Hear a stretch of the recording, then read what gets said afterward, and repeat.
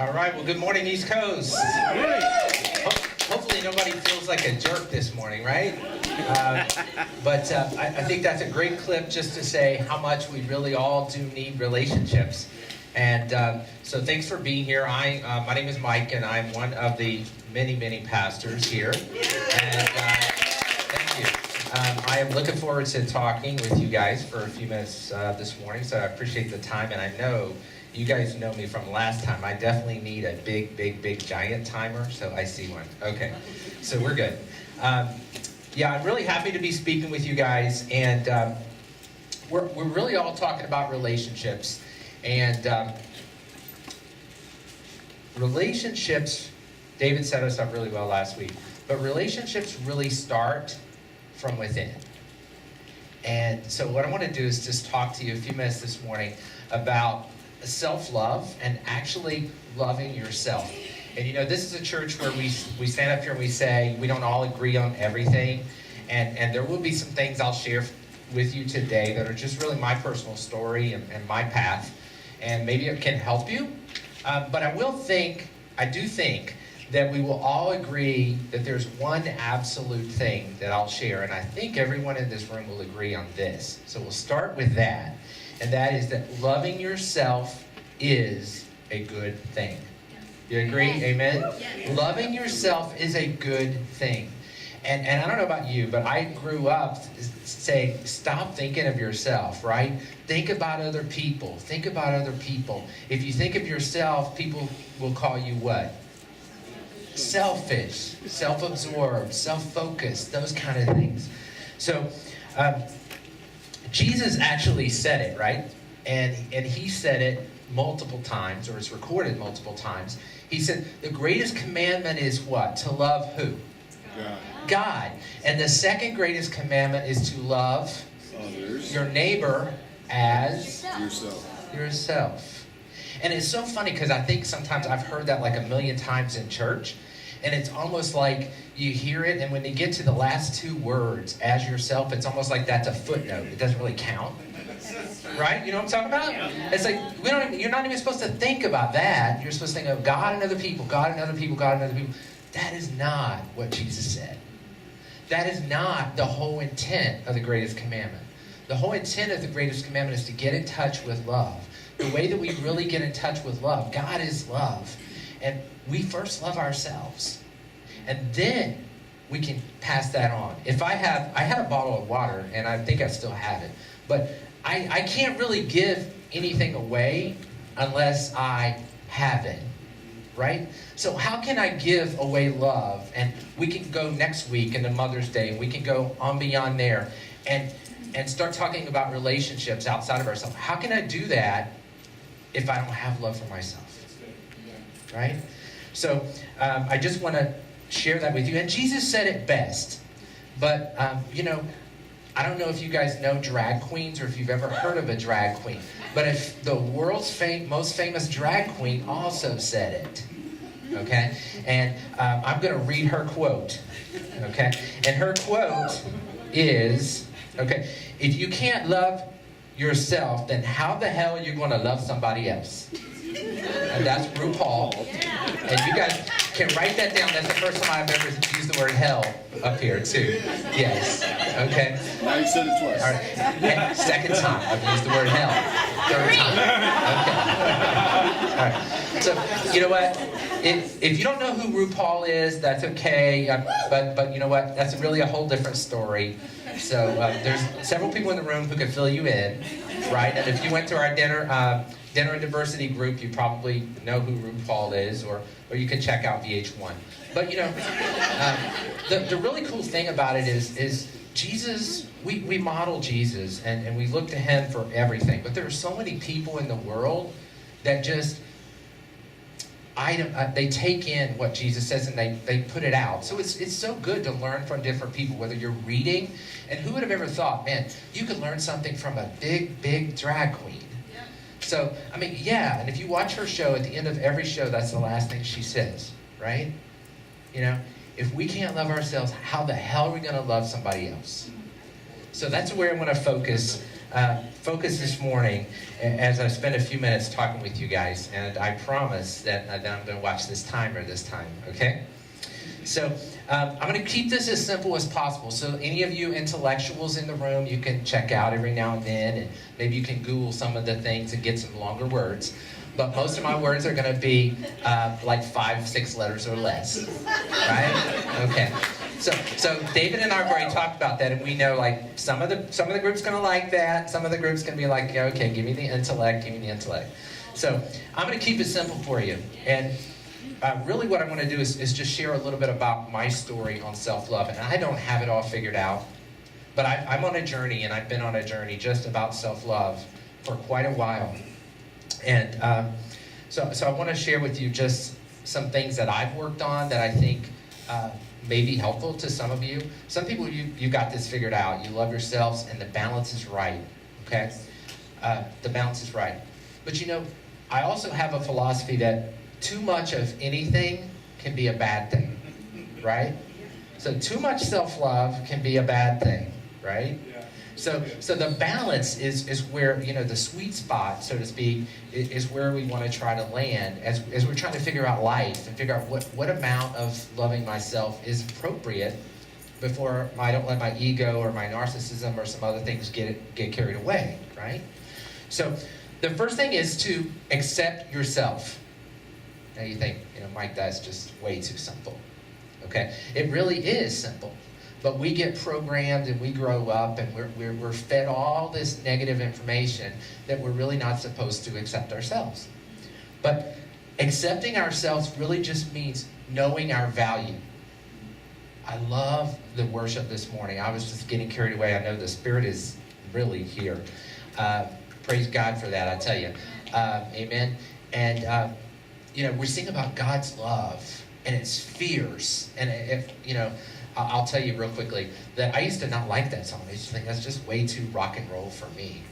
And then I went out by my pool, or the pool in our community, and I did, as Dina said, I just put my headphones on and I'm just walking around, just worshiping, looking at the sky, and I'm like, wow, like a hurricane, like a tidal wave, fierce. It's amazing. It's I'm off track. So good.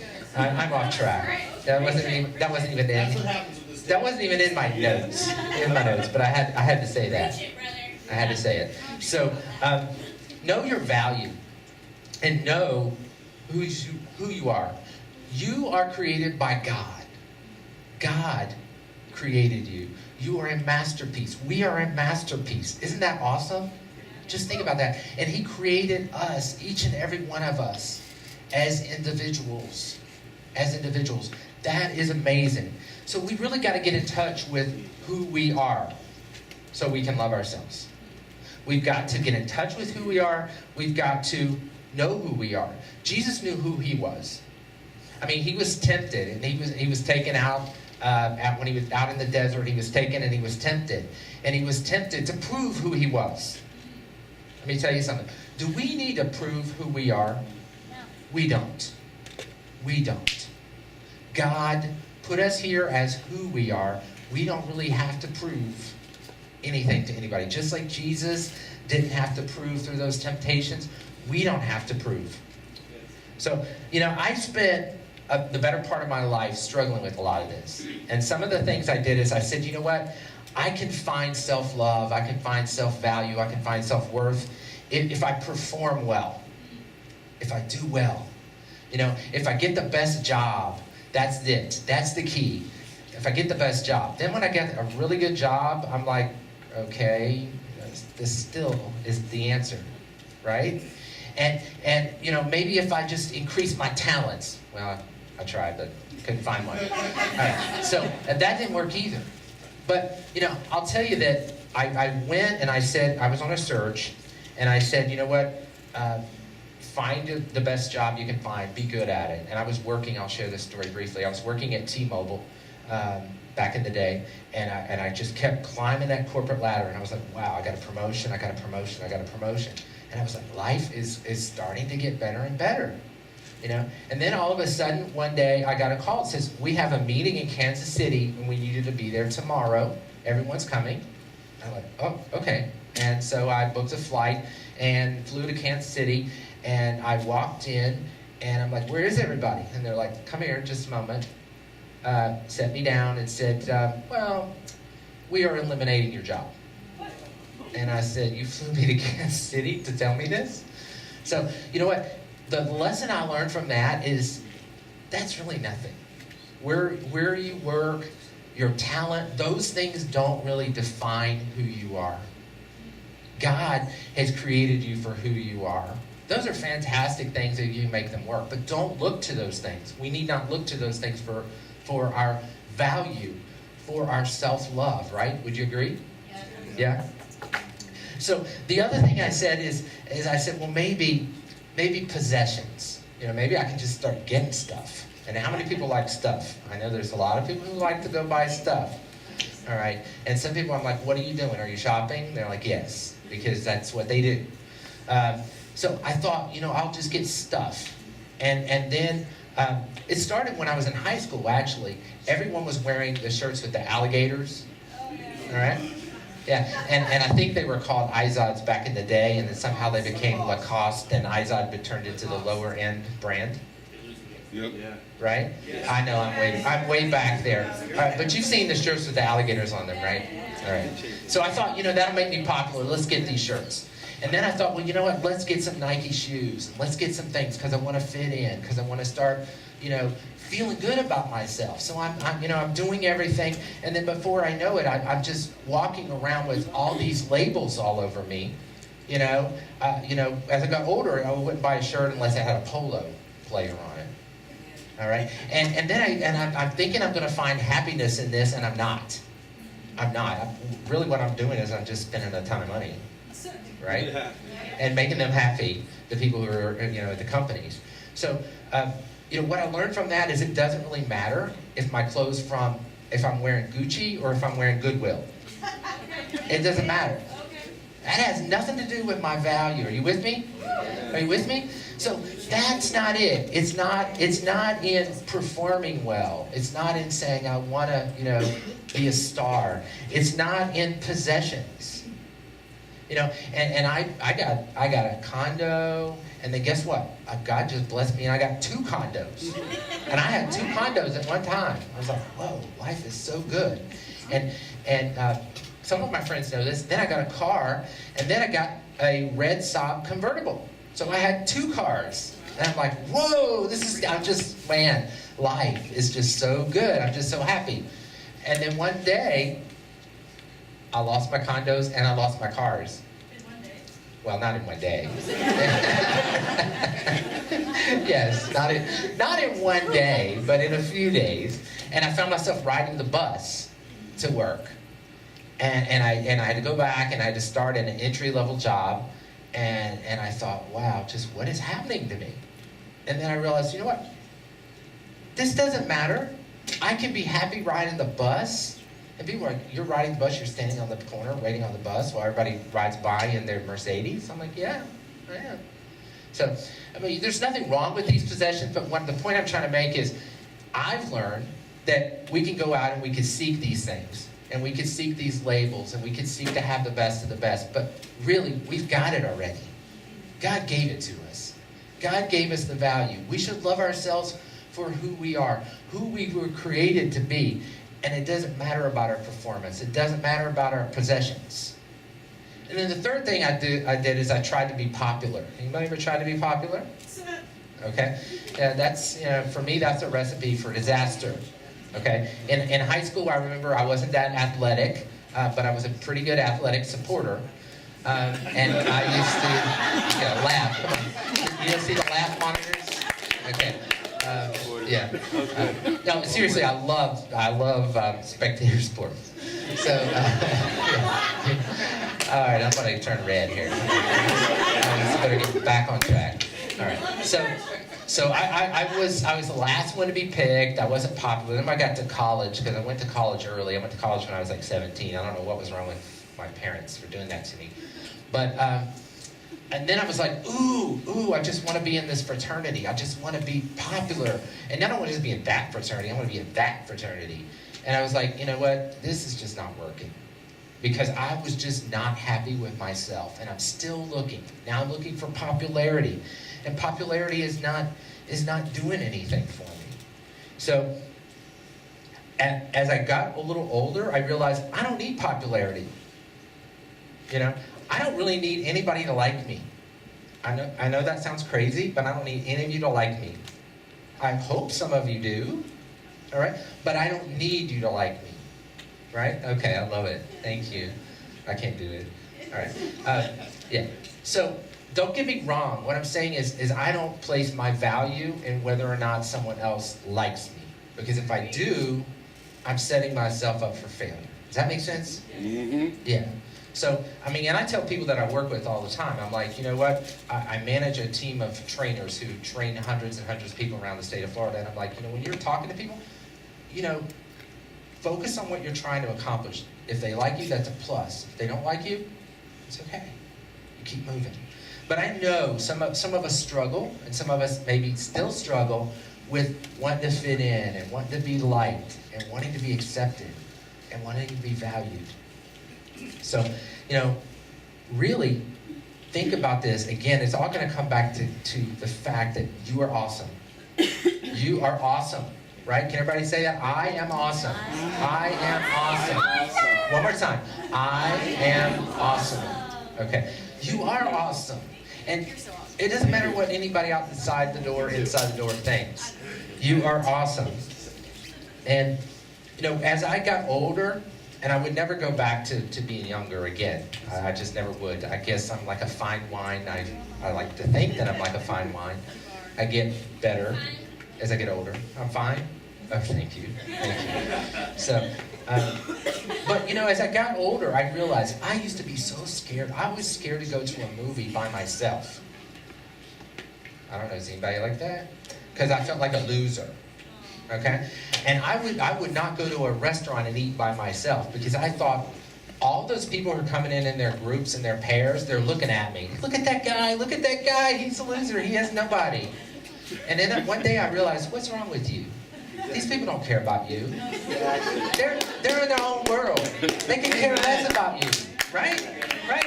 So now, if I want to go to a movie by myself, and plus, you don't talk to people in the movies anyway. Well, Travis does, but I don't. I'll go to a movie by myself, and I'll walk out, and I'll be like, woohoo, this is awesome. And everybody's like, well, where's your gang? Where's your posse? I'm like, it's me. So, but it took a while to get to that. And some of you, I know you can relate to this, because you're like, okay, I need to go, but I need to go with somebody. It may not be as bad as, I got to go to the bathroom, and somebody needs to go with me. But you know what I'm talking about as far as that goes. So accept yourself, understand that your value, you already have your value. All right? And the second thing I want to say is be yourself. And again, I told you, this is not rocket science. Be yourself. Now, how is that different? Because other people have expectations for you. True? How many people's parents had expectations for them? Okay. I remember I delivered a message a couple years ago when I was over a gathering place, and the name of the message was called Nacho Mama. And this will be fitting because we just passed Cinco de Mayo. But Nacho Mama, you are not your mama, and guess what? Your mama doesn't even really have to like you. You don't have to please your mama to have a happy, abundant life, right? So, you don't need, and this is tough for some folks. This is tough. We don't need parental approval to be happy. I mean, if you look to the Bible, there's a story of David, when David was going to be anointed as king, and Samuel came into Jesse's house where they had all these boys, and he's going through the boys saying, is this one going to be king? This one going to be king? This one going to be king? Where was David? He was out in the field. He was out there. His dad, he didn't see him anywhere remotely possible to be anointed the king. Right? A lot of times people that are the closest to you don't see the greatness in you. A lot of times the people closest to you don't see the greatness in you. But it's in you. Be you. Be you. And living an abundant life, because Jesus said, I came to give you life and life abundantly. When? Later? Now. So we're going to have that happy, that wonderful life now. Another thing we should do is really, we don't need to prove anything. I'm going to circle back to what I said earlier. We don't really need to prove anything. I'm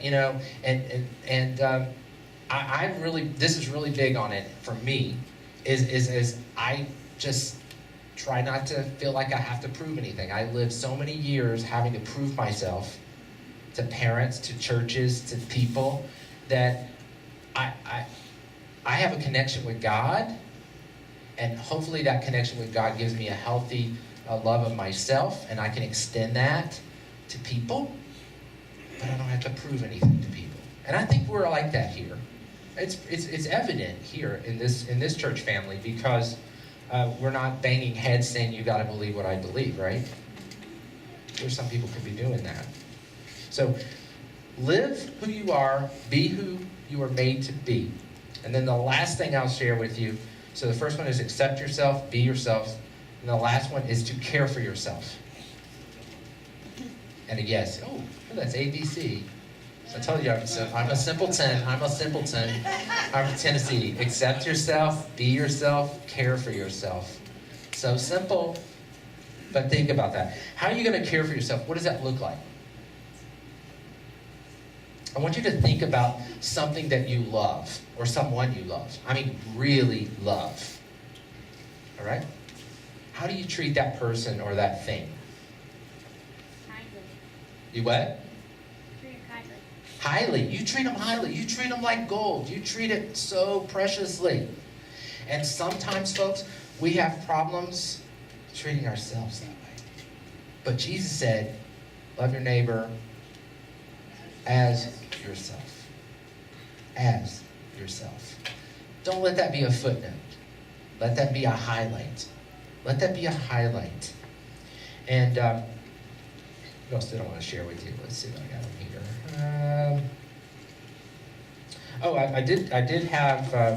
I did want to call out Jessica, and I didn't even know you were going to do that with Jessica and for Jessica and Kelly this morning.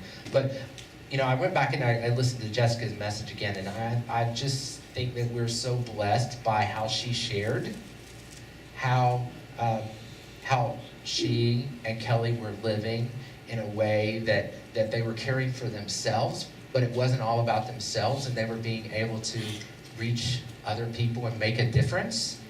So if you think about that, that was very, very powerful. So thank you for that message again. And if you want to go back and listen to it, I highly encourage you to go back and listen to it, because it's powerful. It's powerful. So in closing, I want to share a couple things. One, John wrote in 1 John 4:18 through 19, there is no fear in love, but perfect love drives out fear. Because fear has to do with punishment. The one who fears is not made perfect in love. We love because he first loved us. We sing about that. That's pretty awesome. Because we learn how to love because the love we get from him. And so RuPaul, you remember the quote? Okay. So if you can't love yourself, then how in the hell are you going to love somebody else? 5 times? Okay. And if you don't like RuPaul, we may have some Lucille Ball fans in the house. Lucy. I love Lucy. And I don't have these on slides. But Lucy actually said, love yourself first, and everything falls into line. Wow. So I think it's pretty cool. You can just turn on your TV and you can just pick up things from people, that are meaningful, that can make a difference for you and for your life. Right? Wow. I'm telling you. So I zipped through this. I probably should have given you like 20 more pages of notes here. Yeah. Anything else you want to hear from me? No, just kidding.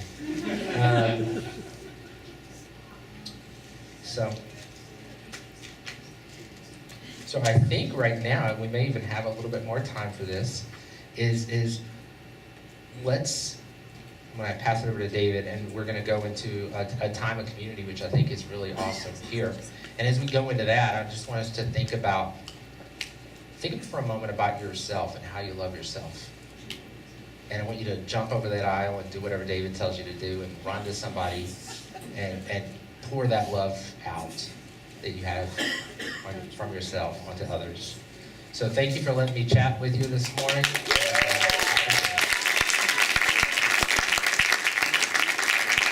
Before we take a seat, he's got 4 minutes left on his timer. And so I didn't have a question on self-love, a challenge of how do you do this? What about this situation? Over there, Jacob?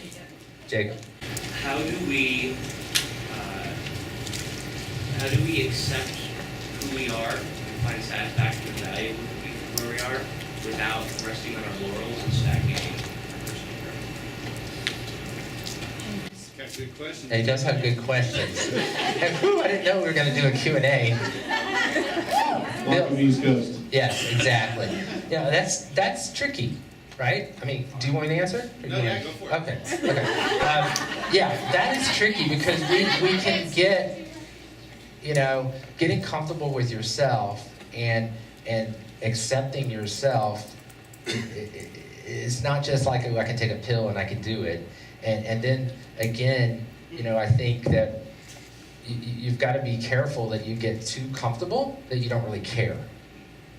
And I don't think any of us want to get too comfortable that we don't care, and that we're resting on our laurels, and that we're in this stagnated state where we're not growing.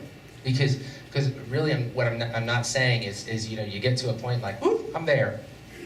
I think we all know in this church that none of us is there, right? And even on this subject, none of us is there. What do you want to add? Yeah, I would add to that.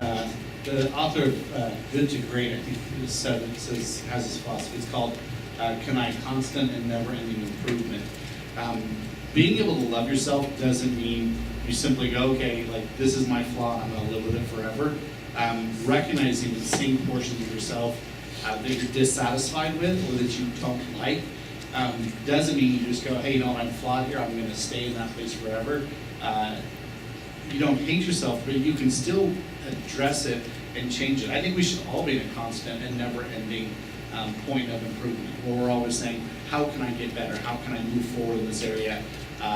People are always like, well, I'm not a morning person. Well, even if you're not a morning person, you can still learn how to treat people well in the morning. Yeah. And like, well, I just, when I'm super hungry, I just get angry. Okay, but you can still learn how to not be. What's that word you use in church, John? Yeah, you can learn how to not be like that to people. You can still treat people good, even if you're hangry. Right. So I think it's that constant, never-ending improvement. So we don't hate ourselves for those flaws, but at the same time, those flaws should. Well, that's nice. They should reduce as we get older. I mean, think about the way you were when you were, 20. There were things in your life that you fixed and you changed.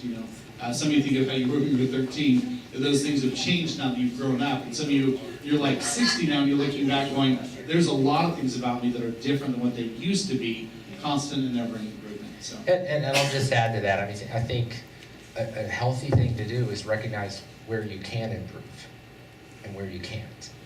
And that's big because, as much as I want to look like, Joe Jonas, Nick Jonas, as much as I want to look like them, I'm not going to look like them. So, recognizing where I can improve, focusing on the things that are within my scope, those things are healthy for self-love. I think that's huge. Yeah, awareness is a big thing. Yeah, I think you're right. You've got to, some things you're never going to change, but there's a lot of things that we just are lazy, and I think that's discerning the difference. Listen to people that care about you. When my wife says, hey, you're being a jerk right now, I should go, oh, I am. I should change that. Or I'm having a conversation with somebody, she'll nudge me, I'm like, oh yeah, I'm probably not speaking the way I should right now. And so listening to those moments, looking for those moments, and then even asking people, what areas of my life, do you think I could actually improve on? It doesn't mean you don't love yourself in those areas, but you're looking for betterment. So great question. Yeah. All right, now we're out of time for questions. Any quick questions? Maybe one more quick one? So what is a practical step that you take or that we we can take into practicing self-love? That's a good one. That is a very good one. Yeah. I would say that probably one that I've done before is just telling myself positive affirmations, telling yourself you are good, looking in the mirror, and when still looking in the mirror, seeing my great eyebrows, I see inside of myself, and just practicing that. Actually the eyebrows are white now. But, so a lot of positive affirmations. That seems like an easy answer, but it's really powerful. Obviously, surrounding yourself as well with people that speak life into you and minimizing those that speak death. Last one, my buddy Stuart Smallwood says it like this. Yes. You just look at me and say, I'm good enough, I'm smart enough, and doggone it, people like me. So I'm not sure if that's a good. Can we thank Mike this morning?